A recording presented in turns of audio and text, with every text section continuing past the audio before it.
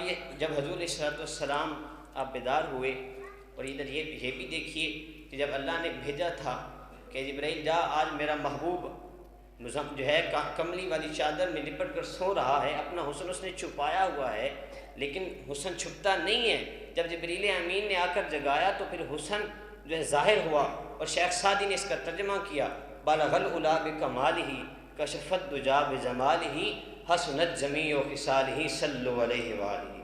اور یہ نہیں، یہ بھی دیکھیے کیا انہوں نے کیا، کسی نے کہا کہ رف حضور کو لے کر گیا، کسی نے کہا کہ نہیں جبرائیل حضور کو لے کر گئے، کسی نے کہا جی براق پر حضور گئے۔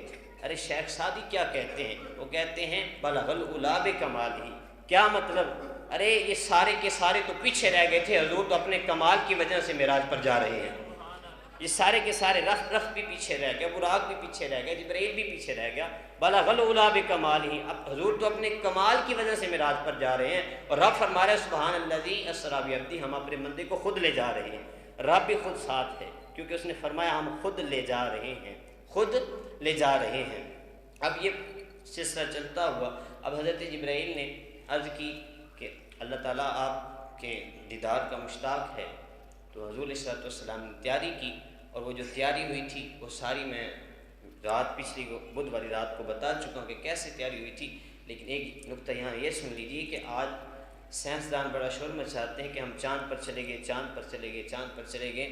چاند پر جانا کوئی کمال نہیں ہے، اس لیے کہ لوگ چاند پر گئے بھی تو وہاں سے بھی خاک لے کر آئے، خاک سے چلے، یعنی زمین تو یہاں خاک ہے نا، چاند پر گئے وہاں بھی خاک ہی لے کر آئے۔ کہتے ہیں کہ ہم نے کمال کیا، ارے کمال کیا ہے؟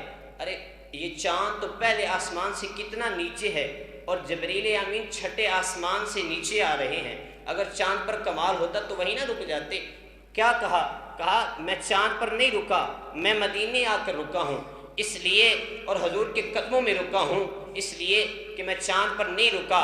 چاند پر رکنا کمال نہیں تھا، بلکہ حضور کے چاند جیسے قدموں میں رکنا کمال تھا، حضور کے چاند جیسے قدموں میں۔ اور یہ بھی کہا کہ یہ دیکھو یہ چاند پر جانا کمال نہیں ہے، بلکہ انگلی کے اشارے سے چاند کو دو ٹکڑے کر کے اپنے قدموں میں بلا لینا کمال ہے۔